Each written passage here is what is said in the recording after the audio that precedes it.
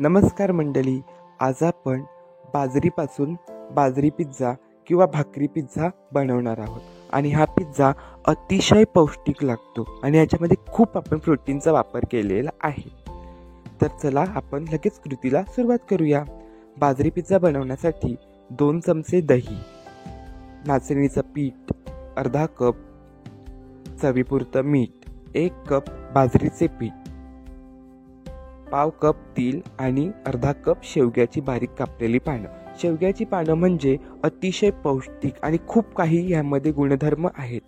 तर आता पिझ्झाचे टॉपिंग करण्यासाठी वाफवलेले मूग मोड आलेले आणि मक्याची दाणे हे वाफवलेले, कांदा, 3 प्रकारची शिमला मिरची आणि पाव चमचा फक्त फ्लेवरसाठी आलं लसणीची पेस्ट आणि पनीर.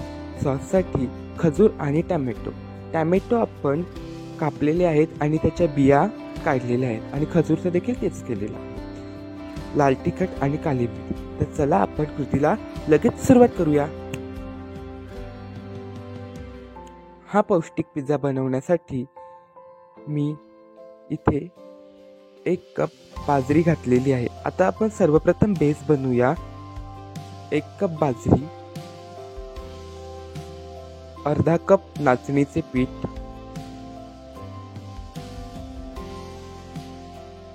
चवीपुरते मीठ म्हणजेच अर्धा चमचा मीठ, 2 चमचे दही घालण्याचं कारण म्हणजे ह्याच्यामध्ये मॉइश्चर येईल आणि आपल्या पाहिजेचं टेंडर देखील येईल डोल. आणि याच्यामध्ये आपण थोडेसे तीळ घालणार आहोत. तुम्ही पाहिजे तर पूर्ण पाव वाटी देखील घालू शकता किंवा थोडेसे देखील घालू शकता. आणि आपली खास सिक्रेट म्हणजे मोरिंगाची पानं म्हणजेच शेवग्याची पानं हे घालण्याचं एक महत्त्वाचं सिक्रेट म्हणजे यामध्ये खूप काही गुणधर्म आहेत. आता याला आपण व्यवस्थितपणे एकजीव करणार आहोत. आता इथे एक महत्त्वाची टिप्स म्हणजे ह्यामध्ये आपण कोमट पाण्याचा वापर केला आहे. कारण कोमट पाणी म्हणजे आता बाजरी नाचणी हे जरा भरट पीठ असतं, त्याच्यामुळे ह्याच्यामध्ये आपण गरम पाणी टाकलं तर ते जरा मॉइश्चर येऊन जरा नरम होऊन आपली भाकरी व्यवस्थित वलेल. तर आता आपण इथे आपल्याला हव्या त्याप्रमाणे पाणी घालून आपण कणिक घालू शकतो. आवश्यकतेनुसार पाणी घालावे.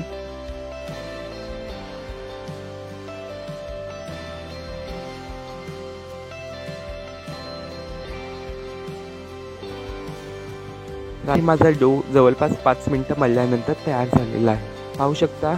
आता याला 5 मिनिटं रेस्ट करूया. तोपर्यंत आपण सॉस बनवूया. हा सॉस होममेड आहे आणि काहीच केमिकलचा वापर नाही.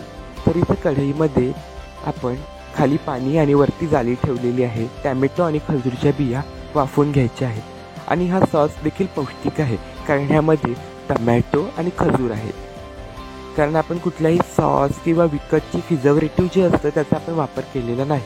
फक्त आपण अगदी होममेड आणि सोपी आणि चविष्ट रेसिपी आहे आणि खूपच हेल्दी आहे. तर आता 5 मिनिटानंतर पाहू शकता टॅमॅटो आणि खजूर हे पूर्णपणे गलून गेलेले आहेत. आता आपण ह्याला काढून घेऊया. व्यवस्थित आपण काढूया आणि ह्याला आपण मिक्सरमध्ये छान बारीकरित्या वाटून घेणार आहोत. बघू शकता पूर्णपणे झालेला आहे. आता आपला सॉस देखील तयार झालेला आहे. आता आपण पिठाचा गोळा एक बनवूया आणि व्हिडिओमध्ये दाखवल्याप्रमाणे आपल्याला बाजरीच्या पिठावर किंवा कुठलाही तुम्ही पीठ घेऊन त्याच्यावर आपल्याला भाकरी थापायची आहे.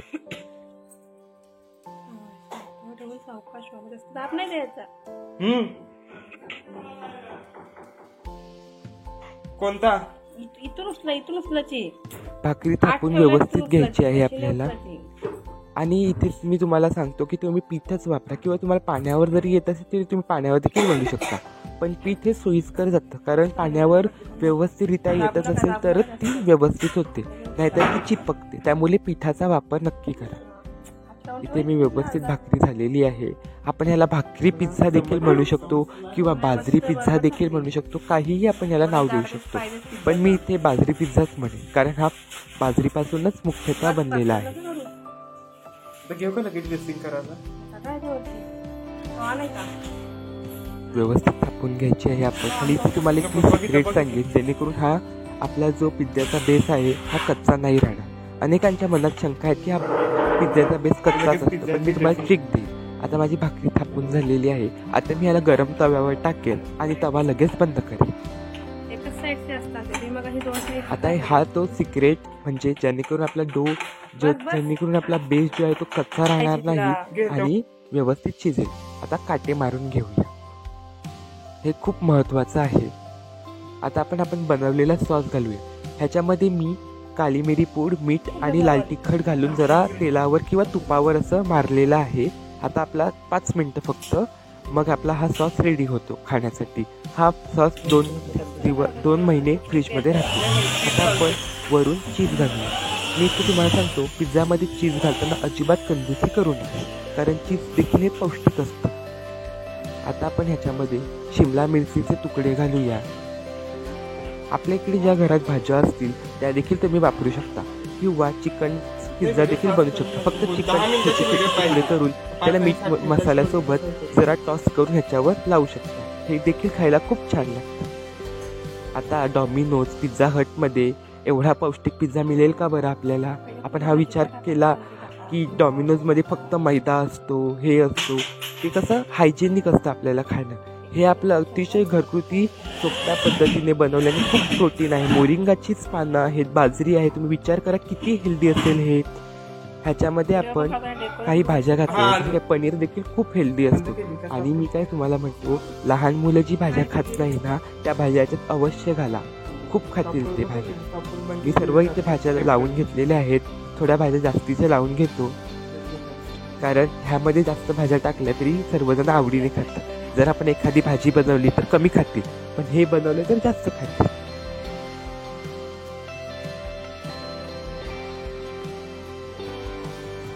पनीर वगैरे पण लावून घेतलेलं आहे.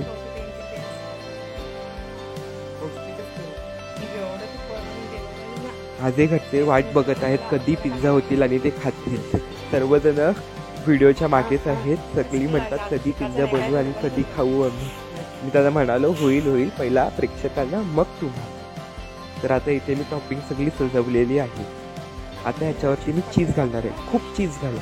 चीज घालण्यात अजिबात कंजूसी करू नका. चीज हा हेल्दी असतो आणि खायला देखील खूपच छान आहे. खूप सारा चीज मी इथे घातलेला आहे. माझी आई मला सांगते इकडे चीज घाल, कारण तिला देखील पिझ्झा खूपच आवडतो. त्यामुळे तिने सांगितलेल्या बाजूंना देखील मी चीज घातलेला आहे. एक क्यूब संपला, आता मी दुसरा क्यूब देखील घातलेला आहे. आता याच्यामध्ये चिली फ्लेक्स घालूया आणि ऑरिगॅनो घालूया आपण. ह्याने देखील खूप छान फ्लेवर येतो. आता आपण गॅस चालू करूया आणि मीडियम ह्याच्यावर कंप्लीट आपल्याला 5 मिनटं काढायची आहेत. 5 मिनिटानंतर हा पिझ्झा खाण्यासाठी तयार होतो.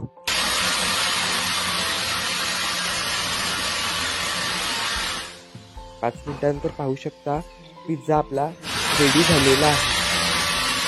काय छान घमघमाट अख्ख्या किचनमध्ये पसरलेला आहे. सर्वजण वाटच बघा कधी हा पिझ्झा होतो. एकदा तो झाला हा पिझ्झा. आता हा पिझ्झा आपण काढूया. पाहू शकता डॉमिनोजमध्ये मिळतो त्याचप्रमाणे झालेला आहे आणि हा खूप पौष्टिक आहे. मी याच्यावर वाक्य देखील तयार केलेलं आहे, ते म्हणजे बाजरी पिझ्झा आणि तो पोटात जा. खूप.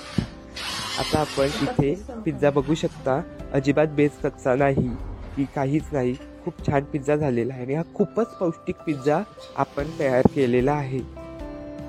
खूप म्हणजे खूपच पौष्टिक आहे हा पिझ्झा. ह्याला आपण टोमॅटो केचप सोबत सर्व करूया.